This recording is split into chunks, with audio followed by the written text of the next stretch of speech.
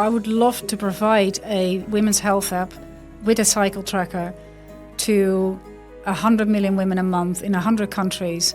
Welcome to Health in Hyperdrive, the podcast where we explore the breakthroughs shaping the future of healthcare. I'm Dominic James, and today I'm joined by Amber Vodegel, CEO of 28X, an exited founder, investor, non-exec director, and advocate for women's health. If you look at period poverty globally, 500 million girls don't have access to products.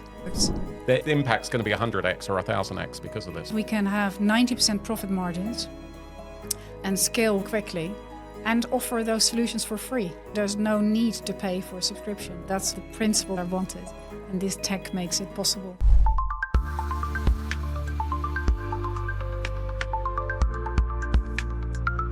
Amber, welcome to Health in Hyperdrive. Thank you for having me. I think you have an incredible background. Maybe the first place to start is setting the context, like why are menstrual health apps important? What role does technology play there and some of the challenges around that? Good question, because there's so many topics that you can get yourself focused on. As you read out, I'm an exited founder. I grew that company quite quickly and then exited to Philips. Stayed there for many years. Then I was going to, which most exited founders do, they're going to sit on a boat or play tennis, take it easy, do some net rolls and consultancy work, and so was I. But then I read a book called Moral Ambition. I recommend everyone to read it. It basically said the biggest waste of our generation is a waste of talent. Our cleverest minds, our mathematicians, are working to optimize Facebook feeds and TikTok algorithms. Or we should be working on climate change and cancers and obesity. Because if you have all this talent that you put to good causes, you can actually make a difference. But we're spending all our time possibly on the wrong things because it gives us personal gain and wealth. So I thought, where can I make the biggest difference within my own capabilities? I've got limited talents, but I'm very good at women's health and mobile apps. So I looked in the space, and the biggest impact you can have is to revolutionize the current cycle trackers out there. The leading product serves 350 million women a year. So I thought if we find a better solution, we can make the biggest impact. What's the benefit? What problems are you solving with apps for menstrual health? Well, half the population has a menstrual cycle, and it's still attached to a huge stigma. So women don't talk about it. The cycle, of course, you've got very heavy periods, you've got endometriosis and PCOS, and that impacts school and education, it impacts the workforce. But it's also quite disabling for a lot of women, especially when you can't talk about it. And it's such a big impact in your life. It comes back every month and it lasts for many, many decades. So that's one. And the other thing is that it's not only menstrual health. On the back of it, you have general women's health, because as soon as something is not right in your body, it will probably be prevalent through your cycle. So it's a good indicator something is not right. Outside the UK, if you look at period poverty globally, 500 million girls don't have access to products. In the UK, period poverty is massive. Lots of women have no access. They have to choose between a meal and a box of tampons. I think there's a lot to do there still. And so digital platforms kind of help in, actually one point you already made, which I think is really interesting, is it's an indicator of broader women's health issues or concerns, maybe on a more regular basis. Where do these apps really help women? They help women to log their cycle, so they also know where they are. It prevents a lot of common misconceptions that women think, oh, this is normal, where it's not. We educate on 100 health topics in general. Check your breast for lumps. Mm-hmm. Every woman knows to check, but your teacher does not want to go down that route to teach it in front of the class. Your mother's never been taught, so she doesn't know how to teach you. And I've never been to a GP or anyone I know that took the time to explain how to check your breast for lumps. We have in this app mini courses, so they're 4-minute courses, culturally sensitive, age appropriate, to teach women how to check their breast for lumps, or to explain what a copper coil is, because you don't always need hormones. So there's so many topics that we can educate, because the beauty of a cycle tracker is that women come back every month, quite often more than once a month, to log their period, to log their symptoms. But whilst they're in the app, we can educate them on so many other topics. So it's women's health much broader than just menstrual cycle. So it's helping people throughout their health journey. And then I guess some of the points you're making, I think, are around, I guess there's still like stigma attached to periods and menstrual health. I live in a house full of women, so it's common for me, but I think in a lot of places for a lot of women, it's hard for them to get good information. It's a very personal thing. Having an app or a device that's giving you information, helping guide you, helping you understand what's normal or maybe where there's some challenges or where you need to get some more help. That's really the role these apps play. When do you need to see a doctor? But also sports. Like lots of girls drop out of sports because they don't know they can swim with a tampon, or they feel embarrassed to ask their teacher. So all these things are really important. But then you can go next level. If you do weight training, I don't think very many women know that if you want to build muscle, you have to do that in the first 2 weeks of your cycle, because that's when you build up the lining. So there's less point if you do that in the last 2 weeks of your cycle. So even how you exercise, super important to know your cycle. Excellent. And maybe before we go too deeply into this, we should talk a little bit about your background. Your background is incredible. Could you give us a little bit of an overview of like how did you get to 28X? How did you get into this? My background, I'm Dutch, hence the funny accent. I've been in the UK for 21 years now. I was once coming over for 6 months and I'm still here. I did the same in Singapore. I went there for a year and I stayed 14. So I hear you with that. In Holland, I was a financial controller. When I moved to the UK, after a while, I thought maybe this is not me. I met an owner of an advertising agency back in 2006, and I moved to digital advertising. He was very entrepreneurial. And I always say to people, if you want to become an entrepreneur, hang out with entrepreneurs because it's contagious. He encouraged a lot of people in the agency to set up their own companies. So I'd made a decision to start some app companies back in 2008-9. We were the very first to go onto the App Store. And in those days, it was a gimmick apps. And the App Store was, the Apple App Store was like 2007, something like that? The phone was launched in 2007. And then the App Store came a year later. People forget that. It's very early on, everyone was laughing right at the beginning. Why would you do an app? Because there were websites and those were the cool things at the time, and apps were gimmicky. But I quite liked the fact that it was a new space. So we did that in the evening, started the company with a friend. Lesson number 1, don't start companies with friends. But I learned a lot. What I always say to people as well, if you want to start a company, all you have to do is please don't watch Netflix every evening. If you have a few evenings a week where you just don't watch TV, you can start your next company. You can still do your day job. So that's what we did. Started another company, learned, made a lot of mistakes. The third company I founded was in 2012. I was still in full-time employment. It took off quite quickly. After 6 months, I gave up my job and started working full-time. 5 years later, we were the largest pregnancy app and we sold the company to Philips, which was an amazing journey. There's many things that I expected on that journey, but I didn't expect the massive amount of social responsibility that came with it.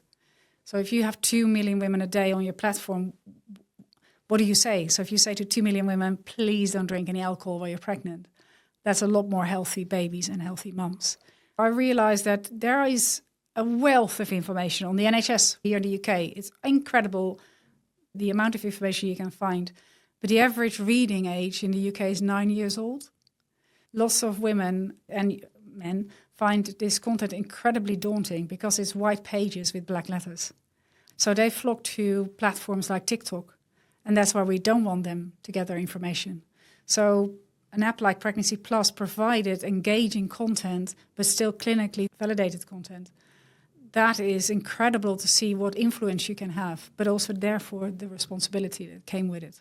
I think there's maybe a few things to unpick there. One, you jumped through that 5 years of building an app in the evenings and then becoming the number 1 pregnancy app. Could you explain that a little bit? What was that journey like? Maybe not so much detail, but what are the key milestones and what were the insights that you learned along the way? God, so many. So you need a clever trick because I didn't have the funds. So I started with £10,000. We didn't have VCs. I wanted VCs, but I didn't know they existed. Nobody told me about that world. And maybe especially as a woman, I never thought I would be eligible to get funded. We did a trick. The app's called Pregnancy Plus. Now we have Disney Plus and Fitness Plus and whatever plus. In those days, nobody did that. You used the plus to connect keywords. So it was a really silly thing to do for SEO. But in the App Store, it was very clever because the plus was ignored by the algorithm. And I knew from my time at the agency how these algorithms worked. So Pregnancy Plus, and there was a space deliberately in between, the algorithm cut off the plus, and that made pregnancy a hard keyword. I named the company Health and Parenting, not because that's a cool company name. If you want a cool company name, you call it the Bump or the Nest or something. But I needed keyword health and keyword parenting. So then we had those keywords in the algorithm, and that helped us to get higher in the ranking without marketing spend. That stuff's ingenious because you have to reach for these things. But once you have reach, women are using it. They'll stop using it pretty quickly if you're not delivering value for it. What were key points to get people using it and continue using it? You're so right, because a download is just a download, and then if people have to keep using it. And the algorithm looks at all those things. Do you get good reviews? Doesn't your app crash? How long do people engage with it? What's the halo effect? So you have to build a good product. If you build a good app, people tell others about it. If you look on your phone, you'll see many apps on there. You probably didn't find them on the App Store. It was your friend or a family member that said, this is a really cool app, you should download it. That's how the world works. So you have to build a good product at the core. Because I didn't have massive budgets, I did a lot of the work myself. I read every single customer service ticket in the first few years. And I took their criticism through reviews. I really wanted to fix that issue. Obsessing over customers is an absolute must. And because we were not VC backed, I could avoid all the advertising in the app. Baby Center and What to Expect were my big competitors, and they were filled with advertisements. I believe users could feel when an app is true and honest and doesn't want to sell you something at every point. So having not that advertising pressure in the app probably made a big difference to the retention. So that brings us into social responsibility. The way you introduced that topic is you said, if 2 million women are using my product every day, I have a responsibility to do the right thing by them. I think that's not necessarily a given, right? Not everyone thinks the same way that you do about that, but that's really what's leading you now to where you are today with 28 plus. I just turned the plus to an X. It's the new hack. But that really takes us to that journey of where you are now, which is really around social responsibility and creating something that's responsible and ethical. That's largely it, right? I was super proud of the app and how we developed it, how we were ethical in terms of content and not retargeting users with adverts all the time. But there was one thing I always felt we could improve: the subscriptions. So it's quite common now to have subscriptions everywhere. And I felt that's okay for people like you and me. It's another £5 a month, and we don't lie awake at night for paying that. But 80% of our society, and especially if you look at other countries, Indonesia, Brazil, the Middle East, there's so much variety in people and in their financial backgrounds. And you do not want to choose between a meal or a subscription to get some menstrual health insights, for example. So I felt these subscription models are outdated, and I really wanted to make something for the 80%, and not only for those who can afford it. We go to all those conferences and health and tech, and people say, oh, the future of health is amazing. There's Aura rings and watch trackers and subscriptions and employer apps and consultations. But it's all based on money. It's all, how can we get money out of our users? And I always think, for who is going to be amazing? Because not everyone can afford an Aura ring or a weighing scale or a thermometer that links to an app. And that is a world where we got used to that you have to pay. But I think we can be much more. I'd love to make solutions for the 80% because I think ultimately that is what benefits us all if the majority of our society gets healthier and better and is better informed and educated. I think what you're pointing out is something I always wrestle with in digital. The reason I'm doing what I'm doing is I fundamentally believe The healthcare systems are struggling globally. People are struggling with their healthcare. I think technology can play a massive role in solving that. Yet today, we're not taking full advantage of the technology. Main reason from my perspective is around deployment. It's not that we have bad ideas. There's brilliant technical solutions out there. It's the commercial models don't really work to get these apps and tools really deployed into the masses. So on the one hand, you have that as a concept that technology can solve health problems, but the models or the way of commercializing, and with commercialization comes scale as well. That's another reality of it. On the one hand, I also think about what's great about digital technology is it's really cheap at scale, right? There's a reason why all these social media apps are everywhere and free to use, because like the operational cost of them is actually relatively low compared to the usage and the scale. In health, the industry has struggled to solve for that. It isn't the 1%, it is the bottom 80% who do have access to technology, but the tools are not necessarily there for them. So the potential is there with digital, but the commercial model doesn't line up for that. And that's Absolutely. What's fascinating about what you're solving for. When I heard you speak, it was a couple of months ago, I just found it so refreshing that you were the only person I actually heard in a health tech conference talk about solving problems for the masses, doing it in a scalable and sustainable way, and then challenging some of the common wisdom on how do we use technology, what happens with data, the privacy pieces as well. Absolutely. Most companies start with really good intentions and then they get VC funded.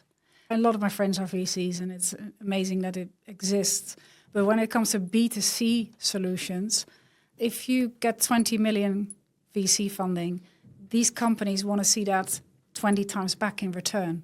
So your model then needs to reflect that.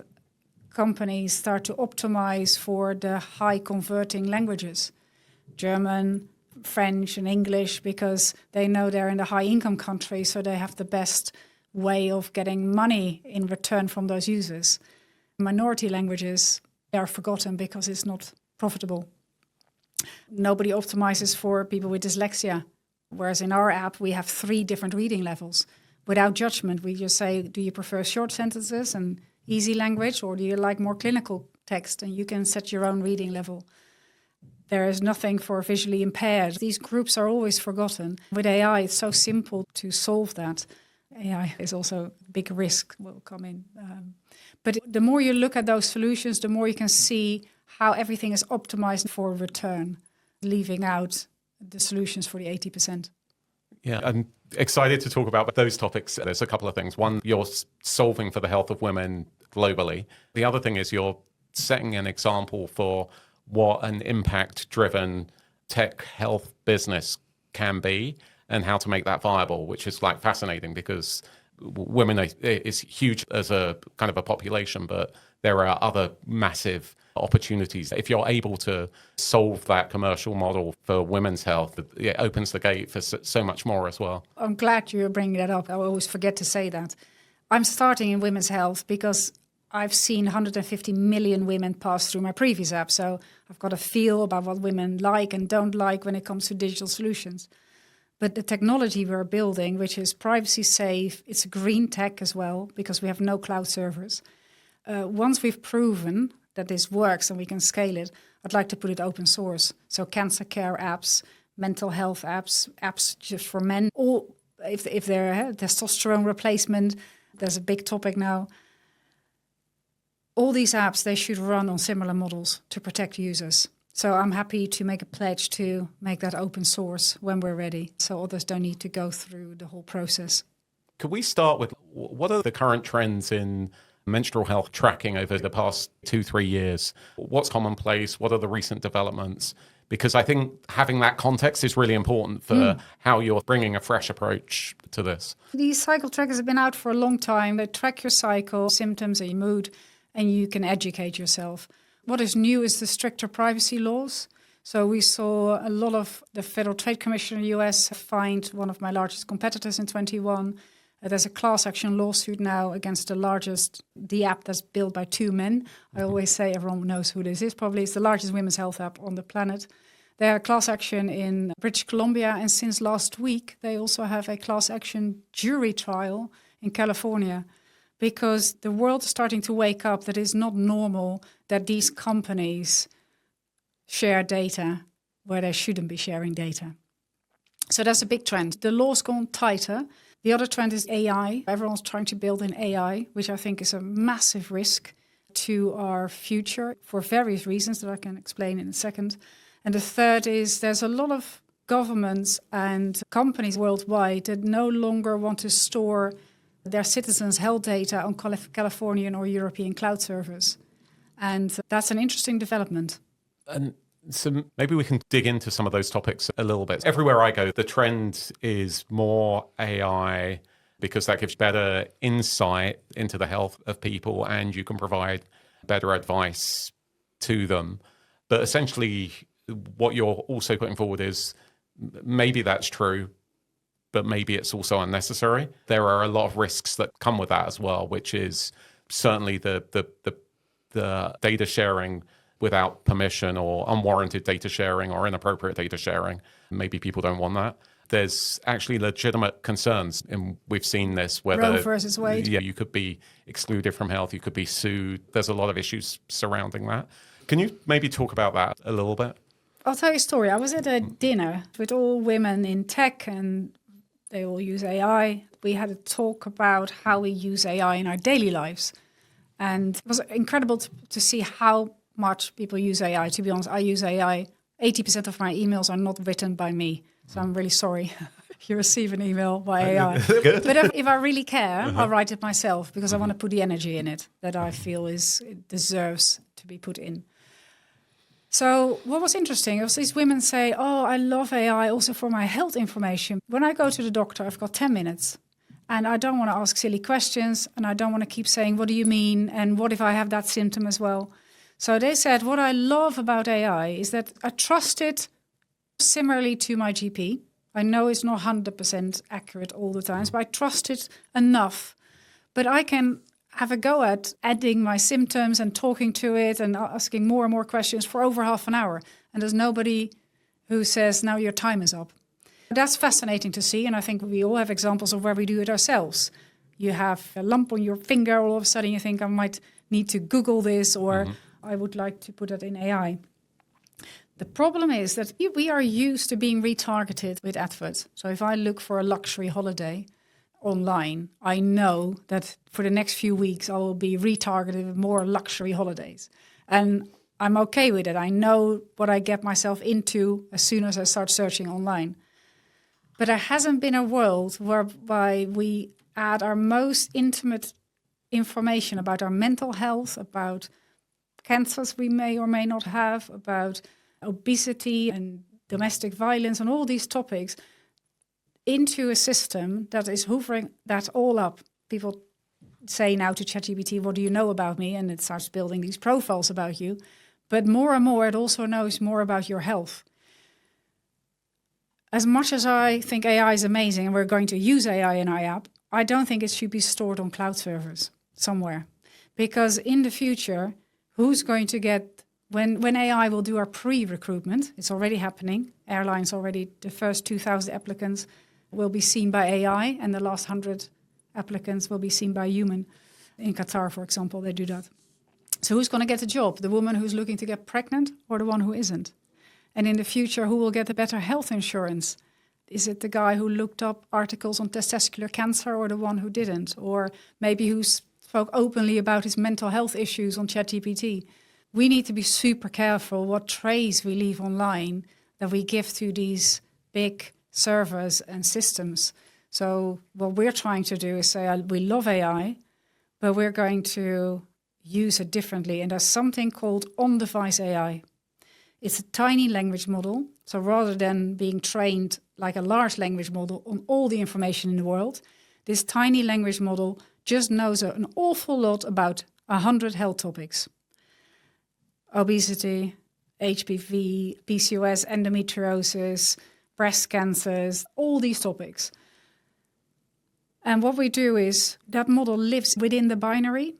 So when you ask it something, the processing will happen on device. It will not go anywhere outside the app, and it's a closed environment. So you can browse any topic without leaving any trace online. And that is a fascinating new technology. Yeah, that's really game changing. I wrestle with this topic because on the one hand, I truly believe that there's benefit of having data centralized from, just kind of across the board. One thing that struck me a few years ago, Microsoft released a paper where just based on your search history, they're able to predict your likelihood of having prostate cancer to 90%, just based on search history. I hope they didn't have a contract, a commercial contract with an insurer. Yeah, but on the one hand, there are massive benefits, right? On the other hand, a lot of people have legitimate concerns, and you pointed out a lot of them, where I want to have that choice, where I don't want to be able to, where I want to be able to have my health data treated confidentiality, but still get the benefits of technology. So offering that is a really massive thing, especially in circumstances where society is changing, people are having those concerns. But one doesn't have to exclude the other. So we will ask users to donate their data for research, but then we'll say this goes to a better improved menstrual algorithm, or your data could help improve research on endometriosis. So we ask users, would you like to donate? And if so, these are 6 things you can choose from. And we package up their data, anonymize it, encrypt it, zero knowledge transfer at the back end, but it will send straight to the research facility. So it doesn't pass our servers because we don't have them. You don't need data on 100 million users. You need data on a large set of users, but that could be the 1%. And that's already a lot. We grew up in a world where everyone says data is money, but that's what we've been taught to believe. We need a reasonable amount of data, but we don't need everyone's data all the time for everything. The data that we give away so freely is advertised as if we're helping the community. 70% is used for marketing. Yeah, for me, that's kind of the core of the issue, really, is like who gets the data. Most people are happy if their data goes to a research center, certainly if it's anonymized, but a professional health body that's really analyzing it and using it purely for the benefit of my health. But the reality is, I think you're pointing out, is a lot of the data is used for commercial purposes that have nothing to do with my health. There are potential negative impacts that come along with that. We've talked about the AI piece, but there are other challenges with the way these things operate today. Actually, along with centralized AI comes a lot of cost. So I have to pass that cost. That limits what I can do and my reach. If I'm reaching 100 million or 1 billion people, not everyone's going to be able to afford that cost. That's a really big part of this, isn't it? Yeah, and it's a good point, because I didn't wake up one morning and thought, let's do on-device AI. It was an outcome based on a principle that I would love to provide a women's health app with a cycle tracker to 100 million women a month in 100 countries without having financial ties that make unethical decisions. So I thought the only way I can do this if I reduce the cost. In order to reduce the cost when you scale, we thought, what if we no longer have cloud servers? Cloud servers are super polluting. At this rate that we're using those servers, we're going to destroy everything we love. So I thought, what if we remove those servers and do everything on device? That means we have no incremental cost when we scale.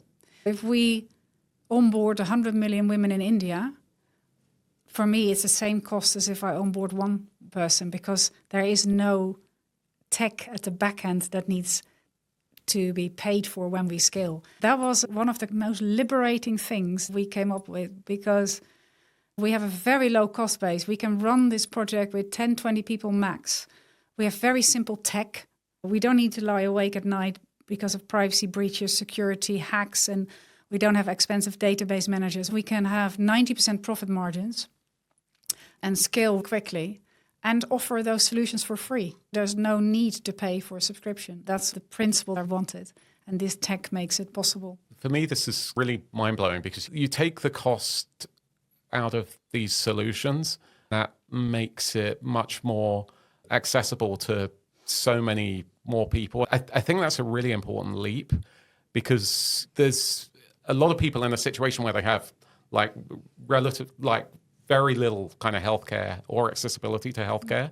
So maybe you don't need the most optimum, the best, as you said, everyone's got a wearable and this and that. If you've got something that's actually still very good, but can be accessible to a lot more people, the impact is going to be massive rather than super high-end solution that's only applicable to the 1%. So your technology choice opens up the possibility, the reach, the accessibility, and then the impact. But the impact's going to be 100x or 1,000x because of this, right? So I have a Garmin watch, and I love all the data it gives me. Wonder, have I changed any habits because of it? So I wake up in the morning and I can see my HRV has dropped or increased. Do I make any different health decisions based on it? Probably not. I look at it to see if I slept well, which I actually already know, or not. But with these, I think with health, it's not complicated. We don't need expensive trackers and things for most health conditions to inform people. Women just want to know what is normal, and men. Who can I talk to? Where can I find information? Why should I not drink alcohol while I'm pregnant? Why is bleeding through 2 tampons an hour not normal? And can I actually end up with a blood transfusion in a hospital? Yes, you can. All these things, women in Africa seem to still believe that they can get HIV from condoms. There is so much basic information that we can have so much impact, and it's not rocket science. We don't have to do all these high-end tech solutions to make a massive impact. I think that's a really interesting point. I look back at a project I did when I was in the pharma company. We were trying to solve lung cancer diagnosis. A lot of people with lung cancer present too late for treatment. And so we were doing some analysis, like how do we find these people? How do we get people into treatment who might have lung cancer? And it turned out like it was pretty easy, actually. You ask the question, do you have a cough? Did you used to smoke? And if it's yes, probably worth getting checked. That's essentially it. It's not rocket science. That doesn't need any of these things. And I think there's probably quite a big disconnect between the world of innovators that you and I spend a lot of time in and the real world that 99.99% of people are living their lives doing other stuff that's not tech. There's quite a big disconnect there. I think that's one of the things that you've really managed to bridge that reality a bit. Well, I don't know. There's some amazing tech that really helps to save lives, which is incredibly complex. It needs large clinical trials. I'm not talking about those. I mean, I've got huge respect for people improving healthcare. Where I find it more annoying is apps like Headspace. I love Headspace. They picked up 300 million in funding, and I wonder who got better health from it. We all did it for a few months, and you meditate, and it will work for some, but it's expensive subscriptions that only a few can afford. There's some people making an awful lot of money from these tech companies, and there's nothing against them. They do an amazing job, but it's not a solution for the 80%. This company was the best bang for our buck. I think if we invested that in some extra nurses, assessments on mental health, we would have had a far greater impact. People picked up an awful lot of money, scaled these companies with big stories, and then exited to the US and sat on a boat. The one question, it's probably a slight tangent, but a really important one, is the technology that you're building or that we're discussing still has a prerequisite that someone has a smartphone. And I think a lot of people's assumption would be that smartphones are not that prevalent in really poor areas. My experience is very different from that. And it just kind of blows my mind, the places that I've been where everyone has a smartphone. Like one that's kind of popping into my head, I was in Namibia, in the north of Namibia, in a tribal village. Everyone's living in huts and, beautiful people. And they have the smartphone. And, I was chatting with them. They bring out the solar charger, plug it in, and that's their lifeline. I've seen that all over the world in Latin America. I've seen it. I lived in Asia a long time, across Asia. The smartphone is actually really prevalent in even some very low income countries. Do you have data supporting that? There is, and of course, every year more men and women across the world on board to smartphones, which also has a big downside. We will develop a separate app on Android Go for the low-end devices. So it doesn't have on-device AI, but it has the same articles. It's in minority languages, and it has the same principle of no data will leave your device. So there's an addition of our app for the lower middle income countries. And then we do something else. I'm a big shareholder in this company because I funded mostly myself. And I made a pledge. We don't follow the money. But if you onboard 100 million women a month, which is what we want to do, I would like to be the biggest women's health app in the world. Otherwise, I don't make a difference. There's no point being the second biggest. So if we are the biggest, we're predicted to make 35 million EBITDA a year through various partnerships, all ethical. I don't need 25 million a year in dividends. So I made a pledge that I would never take, no matter how big or profitable this company would become, and that's why I do it publicly as well, so people can hold me accountable. I will never take more than 500,000 a year in whatever format. That means that leaves 24.5 million to donate back. We will put a foundation above the limited, so I can donate tax-efficient funds to the foundation, and then we can play Robin Hood. So we can, the areas where there is no digital infrastructure or women use their brother's iPhones, which they don't feel comfortable having a period tracker on a phone that's shared with other men. We can provide free products. We can provide applications for teachers. We can do modules for teachers in schools. So we will donate that money back to the lower middle income countries, but also to health research. I would also like to back other female founders. So it's like more of a circular company that I'd like to set up. Social impact is really what this is all about and what's driving you. The investors will get their 28x back, don't worry. But the app, by the way, is called 28x because 28 is your average day of your period. Yeah. X is the female chromosome, and the name doesn't need translating in 100 countries. So I need a universal name. The social impact is a really big piece of this. Where does the money come from? Because if you're making money and you're giving back and you're not charging subscription, there's something that there has to be some mechanism there, right? Yes, but it's a lot simpler than people think. I'm not going to worry about money initially. I'm just going to worry about being the biggest. That's my prime target. But once we're up to scale, I only need a very small percentage of the user base to opt into a pay forward system. We have some really cool ways to personalize the home screen of the app. Has nothing to do with health. It's just a cool feature. Like in games, you have different skins. Here, there's a digital twin on the homepage, which is a butterfly, and you can customize that. There are limited edition models, skins. You can support women in Nigeria, or you can support endometriosis research or breast cancer. So it's a pay forward system, just like Wikipedia. Wikipedia asks you once a year to contribute because it's free. Because they're at scale, they pick up 165 million a year. Sometimes it's not much that you need. You just need a few people to pay forward. We believe that we can convert the 1 or 2% in the app to pay forward. Because we have a low cost base, that will lead to massive profits that we can then distribute again. We have some brands that can also be part of this sponsorship model. But it's not about advertising their product. It's about sensible partnerships where they want to support this product. We have the option to order contraceptives and things like Canesten cream through the app, and we get a 10% kickback.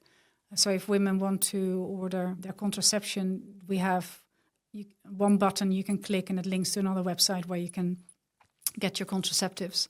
Then we do stem cell donation. So that's a pretty cool topic. It's a whole different topic.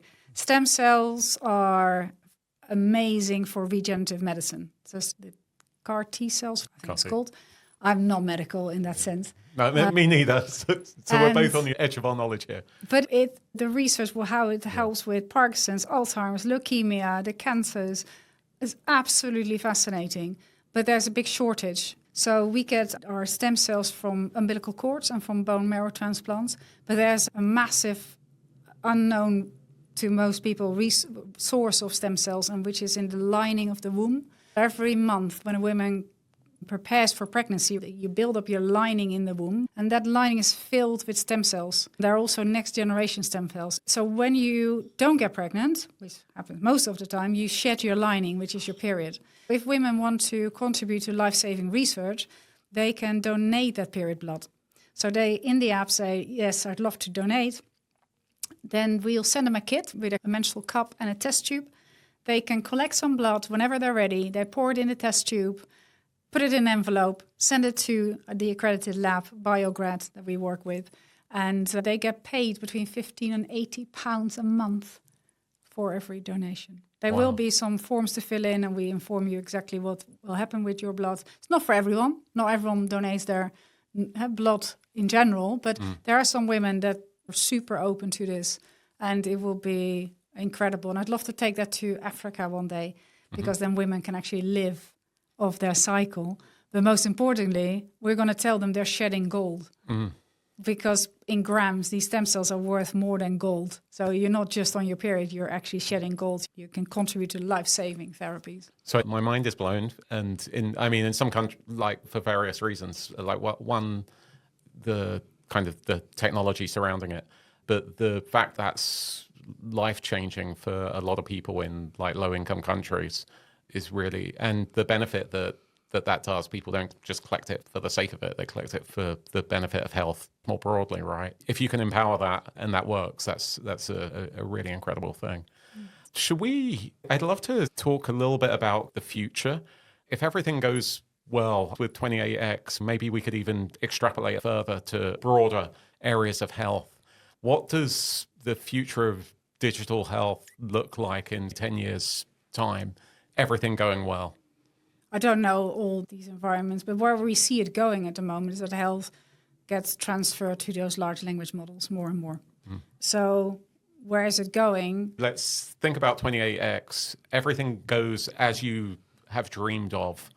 In 10 years' time, how's the world different for a woman, women everywhere? What's their kind of life? What's the impact that's going to have, maybe for individual women and then more broadly?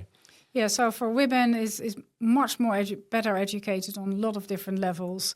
But they also, in the app, we have partnership with like Hey Girls and Pick Up My Period. They know where to pick up free period products. So we try to close the loop there.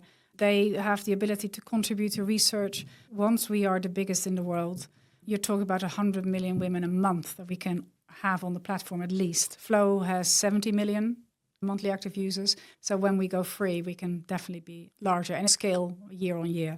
Because we're not just a commercial company that tries to get as much money out of the user base, we can also advertise really ethical products. So there's tampons made of seaweed that currently is really hard for them to pay for a global go-to-market strategy. But we can advertise that to 100 million women. And that's fascinating. You can really change some product launches and advertise that to 100 million women in one go.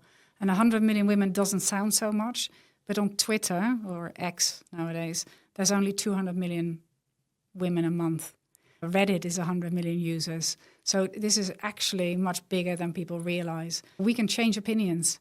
We can get women to vote or to whatever you want to do with this. And that is fascinating. We can have an influence for good. So what you're largely saying is this is what you're able to do is there's a limited number of women in the world that have kind of access to digital health technology. Your kind of vision of the future or the vision of the future is this is not just for the few or for the people who can afford it, it's for women everywhere. 100 million sounds like a lot to me, but there's 1.8 billion women menstruating. We could go more, but and it's this whole self-management piece as well. Yeah. Like the whole with education also comes self-management. So we will provide forms that women can take to the doctor so they know which questions to ask. We want to shorten the time that they get diagnosed for things like endometriosis, which now takes 10 years. So we can speed up those pathways. So there's so many areas that you can do. But a heart attack, when a man experiences a heart attack, he feels tight around his chest, whereas a woman has pain in her jaw or in her shoulder.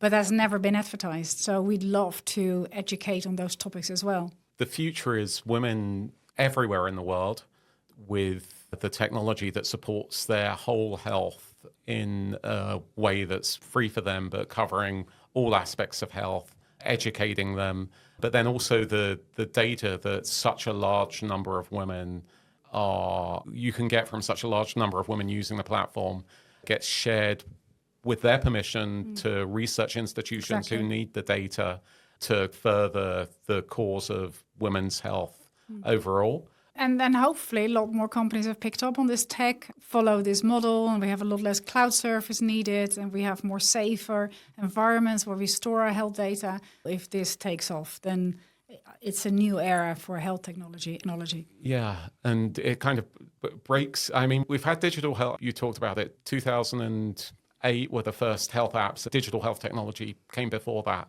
Of course, there are big inroads, but it really hasn't quite reached the potential. What I love about talking to you and your vision and the direction that you're going is that you present an alternate way to make that a possibility for the future, because you've made it affordable, attractive, and then the commercial model enables it to be scalable. But then on top of that, you're raising money, giving back, and improving. It's going to be a kind of a virtuous cycle. Yeah, and don't get me wrong, this is not about sainthood, this is about standards. So I will still have an income out of here, hopefully one day, which would be nice. But I'm not chasing excessive wealth from this. Excessive wealth should be distributed back in the community. So it's about ethical technology. It should be a standard everywhere. But when we look back on the last 20 years, we'll probably in the future say, oh, that was the time where we all tried to make money of health. And I hope that doesn't, because at the rate we're doing this at the moment, it's quite alarming. Others stepping up, because once you see it, you can't unsee it. So everyone you talk to after this, and hopefully all your listeners as well, when you talk to other founders or other companies, you'll start to see that model of wanting to make money of someone's health. And there's nothing wrong with making some money, but it shouldn't be in excess, and it should be done with the right ethical and the right standards. Yeah, I feel that money is a really hard thing to talk about. Pretty much most people I know involved in healthcare, they're doing it because they believe. It's freaking hard doing. Like innovating in healthcare is really hard. I've worked in a lot of other industries, and health is particularly hard. I think the reason a lot of people choose it is not because it's easy money, but because they can make an impact on people's lives. A lot of people get lost in the money, and the money becomes a constraint to impact, which I think is what's so innovative about the kind of approach you talk about. Yeah, maybe what I did forget to say is there's loads of companies and apps that are set up with the right morals. And they're quite often charitable apps and charitable websites and solutions. But the problem there is that they've built with amazing morals, but not often the experience of a world-class app developer or the experience of entrepreneurs who've done it before. So you have that group that tries really hard, that finds it really hard to scale, really hard to get the traction. Often the products don't look as polished as we'd like them to be, and the UI fails, or they don't look top of the market. And then you have the other side where tens of millions get pumped into solutions that look amazing, that everyone wants to use. But because of the money they were given, they have lost their morals. So that's why I like the book Moral Ambition, because it's combining the morals of someone who is an activist and really cares for society with the ambition of an entrepreneur. And if you bring those two worlds together, you can do something amazing. But it requires rethinking what we have. Yeah, and rethinking, I think, is exactly what you're doing, and I love it. Maybe, can we talk about some practical considerations here? What are some of the headwinds that you're going to face, or things that you need to go right in order for this to be successful? Lots of people ask me that question, like, what is your biggest worry? To set up a successful company at scale, all 200 things need to go right. It's like not one thing. And that keeps me up every night. You have to have the right content partners. So we're working really hard to build that. You need to build an app that is 99.9% crash free, Because if the 0.01% faces crashes, times that by tens of millions of users, that's a lot of people with an app that malfunctions, and that's a lot of bad reviews in the stores. We need to get the right boards, so advisors on board, the partnerships that we build with the universities. That is very crucial. Then there's the research facilities that we're going to connect to that are actually going to use the data that we package up. Then there's the go-to-market, how we're going to grow to the largest women's health app without massive budgets. So that relies on influencers that are so angry about these apps that are currently built by men and have all these class action lawsuits to amplify this message and say there is a better solution. It's free and it's safe. We need teachers. We've got amazing videos for teachers to teach this at schools. The process of the menstrual cycle, how it works in a very culturally and age-sensitive way. But we need to get teachers to spread the word. We need to get the health ministers behind us, not only here, but also in Germany, the Middle East, Africa, and Asia. So it's a movement rather than just a company. It takes an insecure overachiever like myself to work day and night until it's right. Oh, I love that. And what a great place to close our conversation. This has been really incredible, Amber. Thank you so much. And I love what you're doing with 28X. I think the potential impact, which is what I care about, is really there. You're painting a vision to reshape the world. Let me know any way I can help you. And if there are any ambitious people with morals listening to this podcast and you want to be part of this movement, reach out to me on LinkedIn. There's not many people that are called Amber Vodegel because it's even in Holland, a very uncommon name. And I would be grateful for any support. Thank you.